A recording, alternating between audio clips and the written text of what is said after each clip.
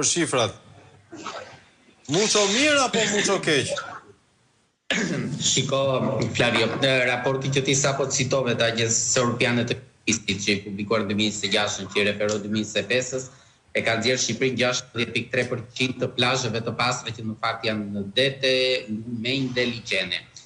Për t'ia konfirmuar fatosit në fakt edhe 2024 edhe 2023 shqipran 3 ose 4 raporte në mos gaboj të Agjencisë Europiane të Mjedisit që nxjerrin Shqipërinë në vendin e 29-30, pak në 3-4 vitet e fundit. Kjo është fakt që Shqipëria ka ujëra relativisht të dotura, për fat të keq janë marrë është folur për një sër nismash, më vjen në mendje për gjatë 11 bashkive për shembull ku kalon në Midiosa,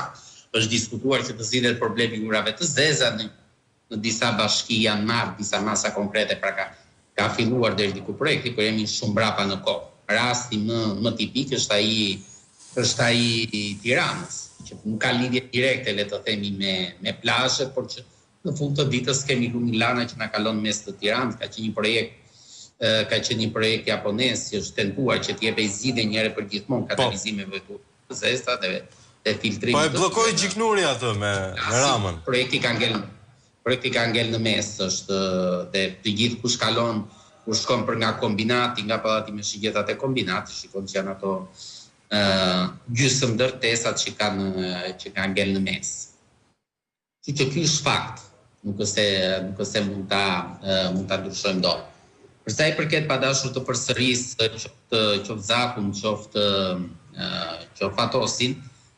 në fakt Shqipëria për te aspektit të numrave 12 milion, 13 milion turistë, 11 milion turistë, Agjencia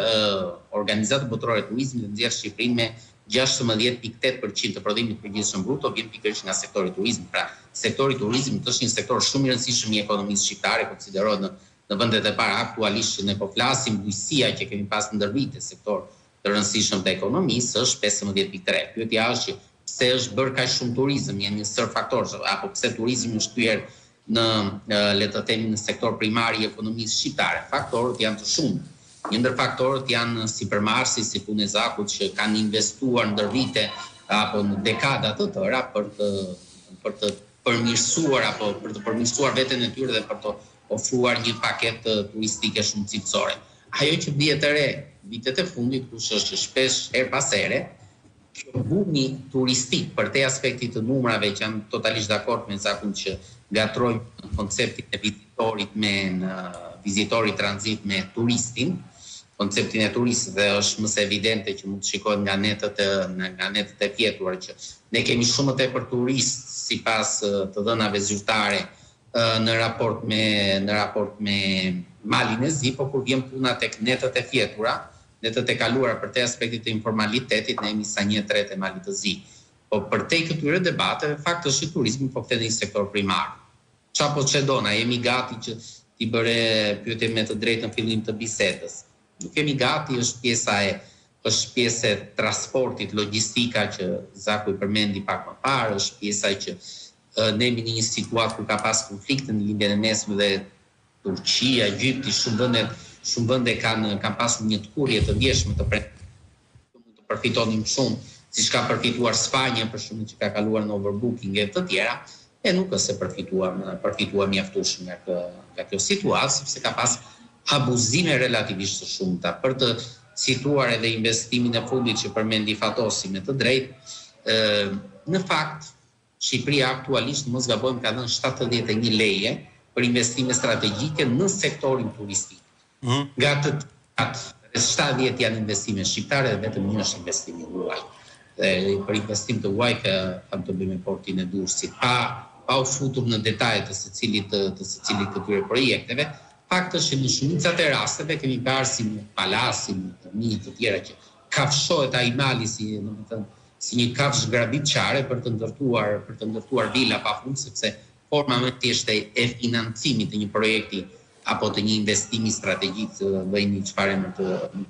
më të doni, është që të shesim apartamente dhe vila dhe të kemi pastaj një apo dy struktura akomoduese. Kështu që është investuar ndër vite, pra është shteti në aparencë si mund të ishte edhe shumë pozitive, që të thitim investimet huaja, të marrim investimet huaja. ku shteti investon duke u çuar komplet infrastrukturën mbështetëse, rrugë, hyra të tjera, energji elektrike në këto projekte, por që fakti është që po ndërtohen vila, kryesisht vila, dhe kjo e besuje që Zaku i përmendi pak më parë që ne jemi akoma shumë brapa. Pjesa e ofertës turistike nuk është në hotele, por është në Airbnb. Dhe kjo çfarë bën që turisti i shtresës së mesme dhe të lartë, dhe kjo është një ndër arsyet pasaj që pse shqiptarët po ikin jashtë shtetit, është që kanë tendencë që duan struktura akomoduese të tipit hotel, që të kenë të përfshira mëngjesin dhe darkën, mundësisht në shumë raste mëngjes drekdar. Pra duan komoditetin. Ka se është all inclusive apo jo hoteli, po duan komoditetin, do të thënë duan të kenë çdo gjë afër. Në momentin kur struktura akomoduese është Airbnb që dëmton dhe rrit edhe çmimet e apartamenteve në shumë zona të Shqipërisë dhe u bën më të vështirë jetën qytetarëve, sigurisht ka edhe nga ata që përfitojnë nga situata apo sipërmarrës që pasurohen, pikërisht duke shfrytzuar këto struktura, në shumë raste duke mos qenë dhe shumë formal, nga këmbështrimi fiskal, bën që të kemi turizëm jo elitar, të kemi turizëm